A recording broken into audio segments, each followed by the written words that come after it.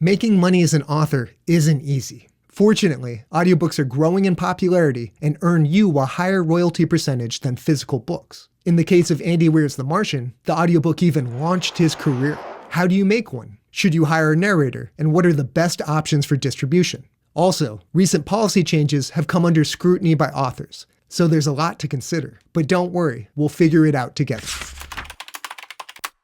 For starters, when should you turn your story into an audiobook? That's really up to you. I think the only hard and fast rule is make sure your book is finished and well edited. You really don't want to have to go back in and change things later. Before we get into all things audiobook, let's go into royalty breakdowns for authors. This article has a nice rundown. For a traditionally published book, you can expect 5 to 8% royalties for paperback, 15% for hardcover, 20 to 25% for ebooks, and 25% for audiobooks. These royalty splits are going to look different in the self-publishing world, but I think they're a good baseline to consider. This 2023 Author Guild survey provides us additional information on income. For all you indie writers out there, there's some good news. Experienced self-published authors have nearly doubled their earnings since 2018 with the help of effective marketing efforts. Here's a chart showing the median income for self-published versus traditionally published authors. As you can see with purely book-related income, which includes audiobooks, the numbers are pretty close, although not all that encouraging. It'd be really hard to live on $12,800 or $15,000 a year. The division really occurs when non-book income is included, with traditionally published authors shooting up to $25,000 a year and self-published authors making only slightly more. My best guess is that the status associated with a Big 5 publisher allows you to blog more successfully, get paid for speaking opportunities, and teach courses. Regardless, that still means that half of full-time authors are earning below minimum wage. It's tough out there, so any way to supplement that revenue stream is critical. And finally, here's a key part that relates most to this video. Audiobooks are dramatically underused by both traditional and self-published authors, with 55% of traditionally published and 64% of self-published authors having no books published in audiobook form. There's a huge opportunity here. Let's figure out how to leverage it. What's that, you ask? How big of an opportunity? Research and Market says the global audiobooks market accounted for $2.67 billion in 2019 and is expected to reach $13.5 billion in 2027. That looks like a very healthy market without as much competition as you might expect. Some of the factors in this growth are audiobooks appeal to a younger audience, technology has made recording audiobooks much easier and cheaper,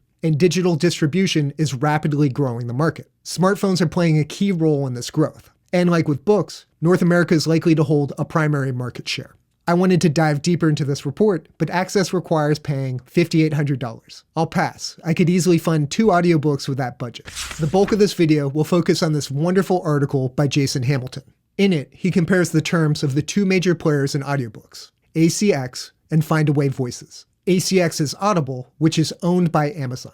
They currently have the largest market share and will distribute on Audible, iTunes, and Amazon. Findaway Voices is a more recent competitor. They offer wider distribution options, including libraries, which is very appealing to me since that's how I often get books to read. There are a number of other options as well, which I'll mention later, but let's focus on these 2 major players. With ACX, the first major choice you have to make is going exclusive versus wide. They'll offer you a higher royalty percentage in exchange for 7 years of exclusive rates. Findaway Voices, on the other hand, offers a flat rate of 20% and 40+ options for distribution. Cost and technical know-how are the major barriers for audiobook production.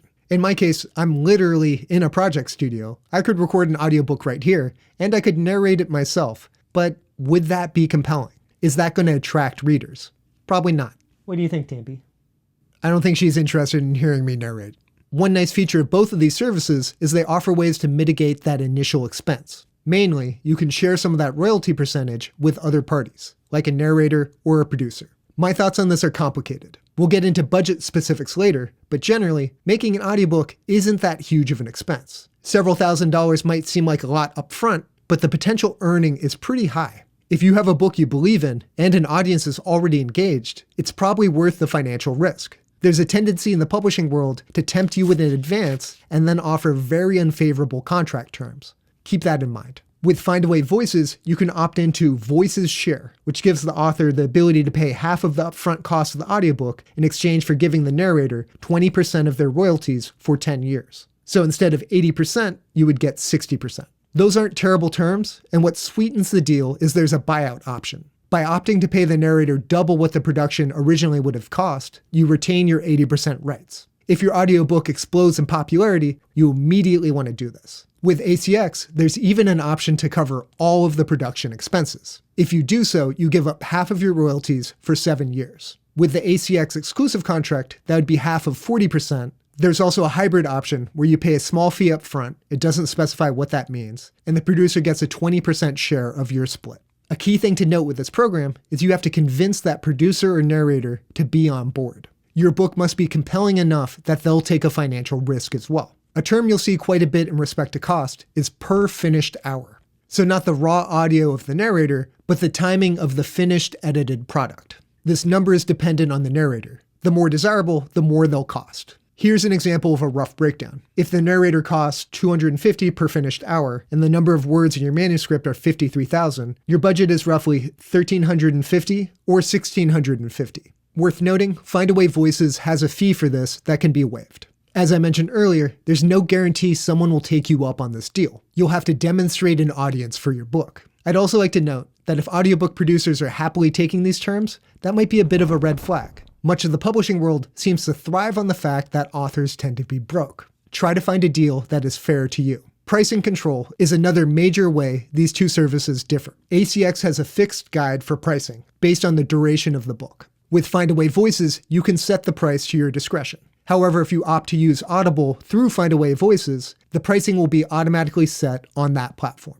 Let's move on to a royalty comparison. Unlike ACX, which offers 40% for an exclusive contract and 25% for non-exclusive, Findaway Voices offers 80%. But hold on, there's an important detail to consider. That's not 80% of the list price. Findaway Voices is an aggregator for its partners. Those partners will get 40 to 50% of the list price, and the remainder of that is divided 80-20. So if you sell an audiobook for $20 from a partner that takes 50%, 10 will go to Findaway, which will then take $2 and give you 80%, $8. With ACX, that 40% or 25% is of the list price. One perk of using Findaway Voices is it can get you a 45% royalty rate from sales at Apple Books, more than what ACX can offer. The major thing you want to consider is market share and where you want your book available. If all you care about is Audible, Amazon, and iTunes, you probably should go with ACX. Quick Tambi check-in. You still bored? Yeah. Important note for those considering ACX. They're not super transparent about the price they base this royalty rate on. That's been a severe point of contention. Amazon uses all these confusing terms like allocation factor, Audible listener allocation factor, and those are a mystery to anyone but ACX and Audible. Personally, that gives me a lot of pause. I'm already not the biggest fan of Amazon's business model. It's also important to consider promo codes and marketing tools. This is especially true for self-published authors. As I mentioned in that stat earlier, the major difference in earning from 2018 was marketing tools. ACX will give you a limited number of promo codes, but only if you're exclusive. The downside of Findaway Voices program is that it's a bit awkward to redeem the codes. You have to jump through some hoops. The marketing options on Findaway Voices are much more robust, giving them an edge here. In respect to audience reach, a 2019 survey found that Audible and Amazon account for 43% of the audiobook market. That's the largest share. As I mentioned earlier, one of my favorite things about Findaway Voices is you can get your audiobook into libraries. I think that's wonderful for accessibility. What royalty rate you're getting doesn't matter much if the service you're using isn't properly reporting sales. There's a lot of dissatisfaction with ACX in this regard. Namely, that they would negate a sale with any returns, but also had an extremely liberal return policy. Audible's initial return policy was up to a year. So people would purchase an audiobook, listen to it, enjoy it, and then return it for another one. No one gets hurt, right?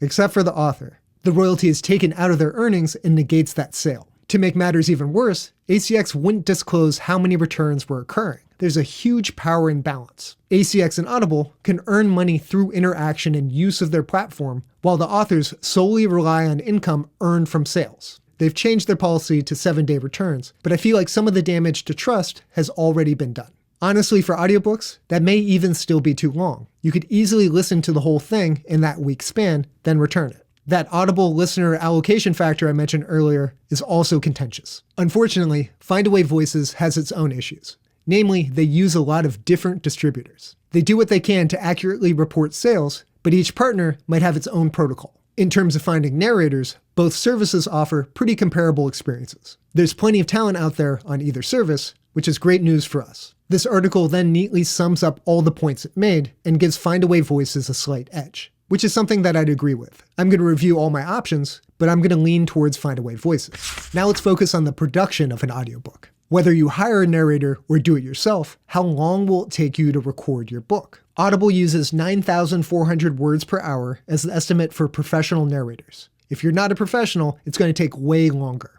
If you apply this to your book, you can assume that a 70,000 word novel will be approximately 7.5 finished hours as an audiobook. If we use that earlier number of $250 per finished hour, the total you'd owe the narrator would be $1,875. Do you want to give narrating a chance, Stampy? Sweet girl. It's important to note that the actual recording time might be double that of the amount of finished hours. Again, if you're not using a professional, expect to spend way more time than that. But after you've found a narrator and recorded them, the job's not done. How long will it take you to edit their work? This article estimates 3 to 4 times the recorded content. That means in their example of a 70,000 word book, it might take 20 to 30 hours of editing. I actually feel like that's pretty ambitious, and it's making a lot of assumptions. Was that audio recorded well? Were there issues like lip smacks, background noise, inconsistent poo? Fixing those things can be a real can of worms, and that's why I recommend finding professional help. Like, I don't know, someone like me. The article also notes that nonfiction is an area where authors will often narrate themselves. That's far less common in fiction. I'll admit, initially I was very tempted to try to narrate my fantasy book myself, but I don't think that's a risk I want to take. I can offset the cost of hiring a narrator by doing the editing here in my studio. And I've done that kind of work on about 7 audiobooks, so I'm confident I know what I'm doing. Let's do a quick rundown of how and where you could record an audiobook. If you want a much more elaborate explanation, I can make a separate video on that. Let me know in the comments below. This article claims you can get the software and equipment you need for about $200.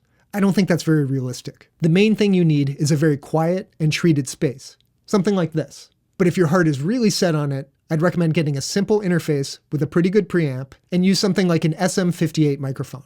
Ideally, spend a little more. The main way to go about this is hiring a professional narrator who already has their own space to record. You'll reach an agreement on the per finished hour, or however the royalty splits will work with one of those programs I mentioned earlier, and then they'll get to work. Since they're using their own space, they can work at their own leisure, but I recommend in writing having a firm schedule, what kind of ability you have in offering notes or requesting retakes. Also, when and how payment will be processed. Do you pay half up front, half when you receive all the files? It's important to work those things out. In terms of per finished hour cost, it turns out that $250 is the minimum for a union voice actor. $225 to $300 per finished hour is realistic. Your final option would be booking a recording studio and bringing talent to record in it. You'll almost certainly need to hire an engineer in addition, so that gets expensive very quickly. Nowadays, I don't think there's much of a benefit to doing that. There are ways to remotely monitor someone doing a voiceover, so you could provide feedback in real time. I also wouldn't be surprised if many of these narrators just want to record at home.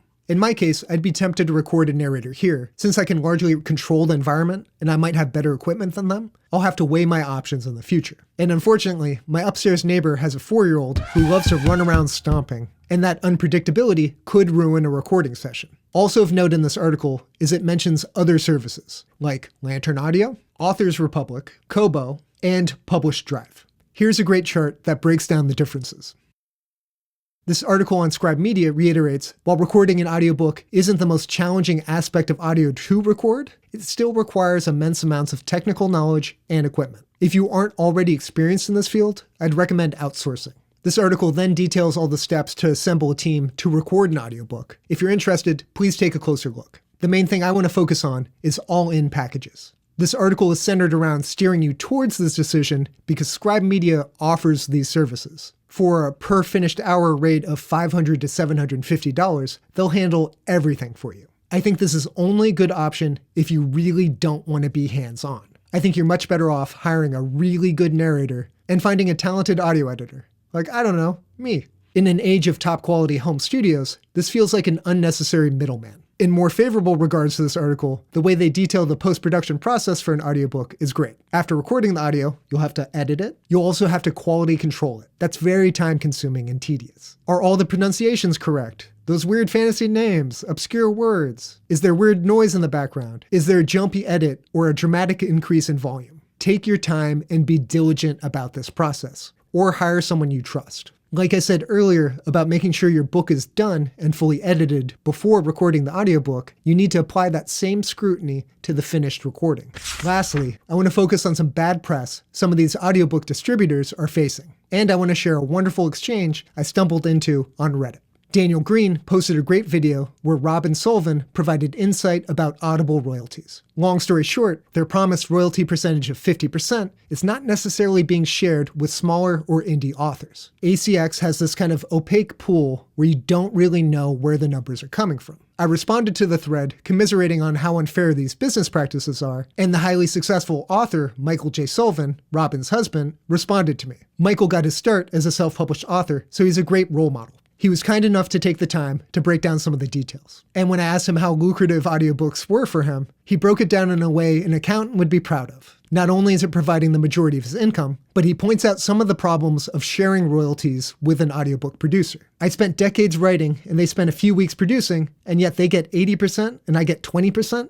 Not fair. As an example, he provides his book, The Death of Dulgoth. Out of the nearly $1 million it earned, $787,000 were retained by Audible. $167,000 were paid to him, and $29,500 was paid to his agent. That means he only earned about 17% of the audiobook for his own work. And what's most frustrating is that's a higher percentage than he usually gets. He had some other contracts that have earned $22 to $26 million, and he only received $770,000 from that. That's about 3.2%. In response, I thanked him for this wealth of knowledge and encouraged maybe a work-for-hire situation might be better for him, especially now that he's generated more income. He could hire the team he wants and not eat the unfair contract terms of a poor royalty split. Robin then used Michael's account to chime in, sharing how this all works from an author's perspective. Michael and Robin opted for that poor royalty split because these production services took care of everything for them and gave them a large advance. That's the trade-off. Because it's so hard to earn money as an author, you're tempted by lump sums of money. In the future, they plan to use the exclusive program from ACX because it offers them a higher royalty percentage, and it also ensures that their favored narrator gets top pay. They've had some bad experiences in the past where the audiobook producer tries to shortchange their narrator.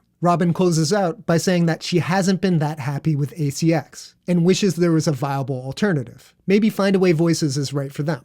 I thank them again for this wonderful exchange, and then also ask them about Spotify, which they haven't used yet. But that's a good tangent. The following is from the Author Guild's 2023 report. We learned that Spotify is generally paying large publishers on a per-book basis as though each listen were a sale, and the big publishers have mostly reported that they received what they consider favorable deals. However, some smaller publishers are participating in a pooled income model similar to Audible's Audiobook Creation Exchange, ACX, where they receive a share of Spotify's total revenue based on consumption as opposed to payment per audiobook sold. This discrepancy isn't great and also seems rather opaque, much like the problems with ACX. Spotify's program doesn't sound like it's actual competition. They seem to be copying the terms of ACX. And like Robin said, we really need better royalties for authors. And there you have it, lots and lots of information about audiobooks, but also a lot of hope. Regardless of how some of these royalty splits are unfavorable to the author, there's still immense opportunity. More authors should be investing in audiobooks, and I hope this guide helped encourage you.